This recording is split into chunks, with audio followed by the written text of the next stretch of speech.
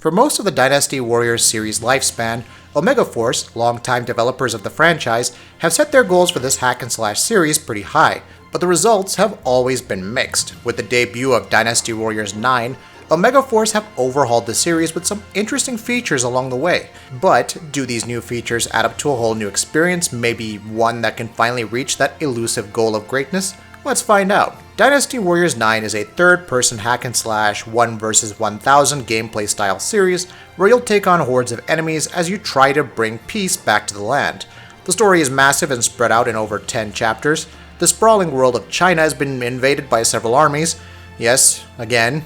Each of which is controlled by their leader who wants to take over China one way or another yet again. So it's up to you to destroy the many armies and bring peace back to your people. The land of China in Dynasty Warriors 9 is pretty huge. For the first time in the series' history, the world is a single map that allows you to go off and do almost anything at any time. The dynamic story is based around your character's actions as well. What you choose to do will affect the story and change the outcome of many moments throughout the game. You do have the ability to choose which side missions you want to accomplish, which armies and battalions you want to defeat, or go all in and defeat the chapter's boss right away. Critical missions are spread throughout the land, and which you choose expands on the story even further. Listening to the story is a bit mind-numbing, however, as the talking and reading goes on, and the gameplay doesn't express the story well enough.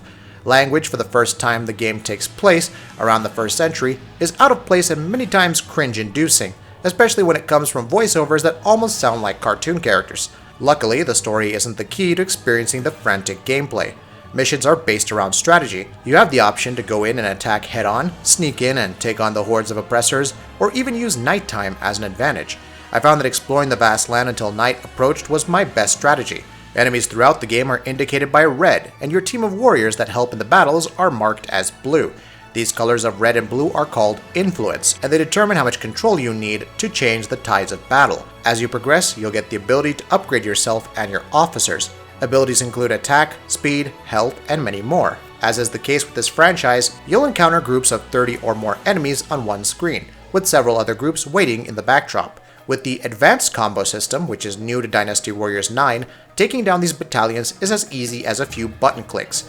Each group of enemies have a few different battalion leaders in the form of a general, captain, etc., and the key isn't always to try and take down the entire group, as more of them keep on coming, but rather defeat the leaders first, then move on to the next series of enemies. Like all the other Dynasty Warriors games, the enemies are mindless most of the time.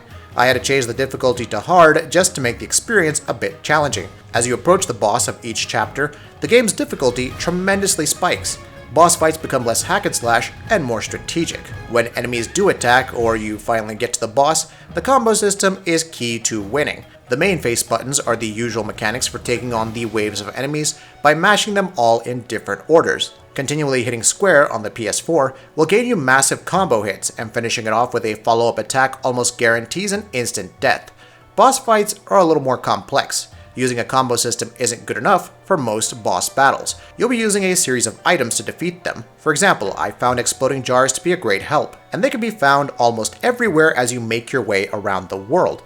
Bosses also have special abilities, but the player's elemental powers help keep you on your toes, so you aren't just hacking and slashing, but rather dodging around from spot to spot. Weapons within the game are very interactive and can be somewhat customized. You can purchase weapons from a blacksmith or collect materials scattered throughout the land and upgrade them, or use the reforge system by attaching gems that change the powers of the weapons to a variety of degrees.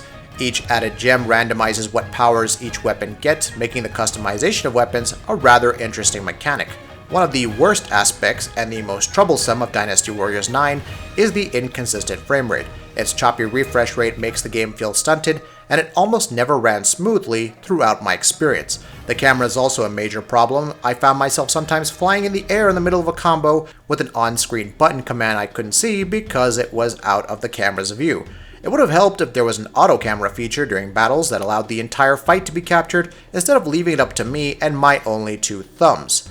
The in-game world is okay for the most part, but there isn't much to do there. Sure, the land has opened up and you can go just about anywhere, but you won't find much on your way. I found myself using fast travel methods after a few hours once I realized there wasn't much to see by way of exploration. The graphics and textures feel like they're running on the PS3. You won't find Dynasty Warriors 9 to be a beautiful game, but it has its own beautiful moments through the on-screen action from time to time. Overall, even with the improvements of an overhauled combat system and open world of Dynasty Warriors 9, the game itself largely remains the same as previous entries. It's not particularly engrossing, and it feels as though it only wants longtime fans to play it. If you didn't love the franchise from the beginning, you won't find much here to love either. It's fun if you want to just button mash all day in pure Dynasty Warriors style, but other than that, the somewhat empty world and bad camera and frame rate make this new entry rather mediocre. That'll be it for this video. If you like what we're doing, please go ahead and subscribe, and we'll see you next time.